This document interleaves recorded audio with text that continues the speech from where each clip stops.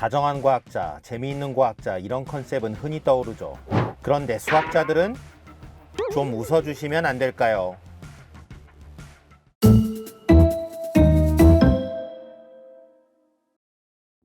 여러분 안녕, 베트입니다. 저는 수학을 전공했는데요. 입학 전에 설렘이 있었습니다. 수학과 교수님들은 얼마나 잘 가르칠까? 그런데 몇 분을 제외하면 대부분은 혼자 수업을 하셨죠. 그땐 그랬습니다. 기억나는 장면이 있는데 수학계에서 저명한 교수님 수업을 듣는데 교수님이 광고처럼 다다다다닥 문제를 풀다가 뒤를 휙 돌아보고 뭐 알겠지 이런 뜻이었던 것 같은데요. 그때 우리는 옆 친구랑 눈을 마주치며 이랬던 것 같습니다.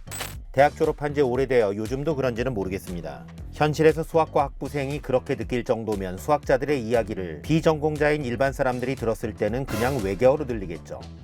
앞에서 재미삼아 과학자들의 표정과 수학자들의 표정을 비교해봤는데요. 사실 웃는 사진과 인상 쓴 사진을 골라와서 그런 겁니다.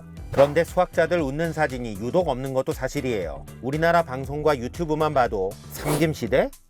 다정한 과학자, 재미있는 과학자는 떠오르는 분이 많고 이분들이 이야기할 때 편하게 귀를 기울이고 보게 됩니다. 이에 반해 우리나라에서 다정한 수학자, 재미있는 수학자 물론 계시지만 팍팍 떠오르진 않습니다. 다른 나라도 비슷하겠지만 수학공화국이라 불릴 만큼 수학을 엄청나게 공부시키는 나라에서 수학이 너무 멀리 있다는 생각이 듭니다. 그래서 오늘은 수학이 왜 이리 멀어진 건지, 우리는 어떤 노력을 해야 할지 생각해 보겠습니다.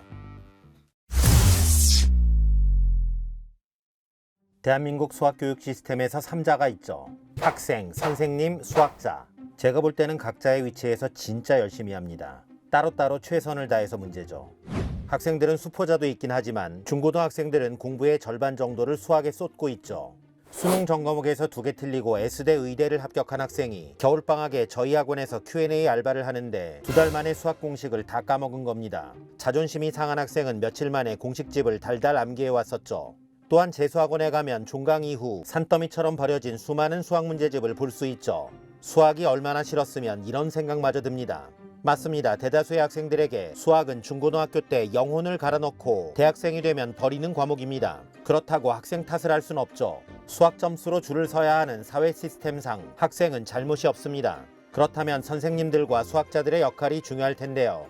우선 선생님들의 경우 대체적으로 너무 문제만 열심히 푸세요. 배경과 개념 설명이 부족합니다. 그러다 보니 학생들도 이걸 왜 배워야 하는지 맥락 없이 문제만 잘 풀면 되는 줄 압니다. 문제를 영어 단어 외우듯 할 수밖에 없죠. 로그가 왜 나왔는지 시대적 배경을 설명하고 곱셈을 덧셈으로 바꾸기 위한 수학자들의 노력을 설명하지 않으면 아이들은 맥락이 없으니 지수와 로그의 성질이 뒤바뀐 채 암기하고 까먹고를 반복하죠. 로그는 곱셈을 덧셈으로 바꾸는 사실상 최초의 계산기였습니다. 집합과 명제를 설명할 때도 100년 전 언어가 수학으로 들어올 수밖에 없었던 시대적 배경과 과학사의 규律법, 명장면 등을 소개하고 시작하면 아이들은 수학이 이런 거구나 라는 생각에 훨씬 더 호기심 어린 눈빛으로 공부합니다. 제가 모든 수학자를 만나본 건 아니지만 수학자들과 대화를 해보거나 방송을 보면 저도 가끔은 뭐라카노? 이런 생각이 듭니다. 이게 수학자들의 문제일 수도 있는데 수학이라는 학문이 실체를 대상으로 하는 게 아니기 때문에 더 그렇게 느껴지죠. 과학자들의 대화에는 그나마 실체가 느껴지는 단어가 나오죠. 별, 공룡, 세포, 무지개, 우주선. 유튜브에 보면 리처드 파인만이 인터뷰하는 영상이 나옵니다. 이것도 역시 뭐라카노 싶지만 일상에 관련된 거라서 계속 보게 됩니다. 파인만 선생님한테 기자가 질문 한번 잘못했다가 제대로 혼쭐 나는 학생이 되죠. 그런데 수학은 용어부터가 형이상학적이라 수학자들의 언어에 관심이 안 가는 겁니다. 미분, 탄젠트, 원뿔대, 자연상수. 이건 어떤가요? 호메오몰픽, 모듈러, 커버처. 또한 연역적 사고로 증명에 몰입하는 수학자들이 귀납적 사고를 하는 대중적인 언어 코드. 이렇게 하면 어떻게 되고 어디에 가면 뭐가 있고 이런 소소한 대화 코드에 익숙하지 않을 수도 있습니다. 그래서 수학자들과 대화를 해보면 첫 문장부터 딱딱하고 관심이 가지 않는 경우가 많죠. 결론적으로 학생들은 성인이 되면 수학에 무관심해지고 선생님들은 자기 문풀만 열심히 하고 수학자들은 천상에서 내려오기 쉽지 않으니 다정하고 재미있는 수학자에 대한 수요도 없고 공급은 더더욱 없는 것 같습니다. 하지만 AI 시대에 수학자라는 회사와 국가만이 생존과 번영을 누릴 수 있기에 이제는 3자가 따로 놀면 안 됩니다.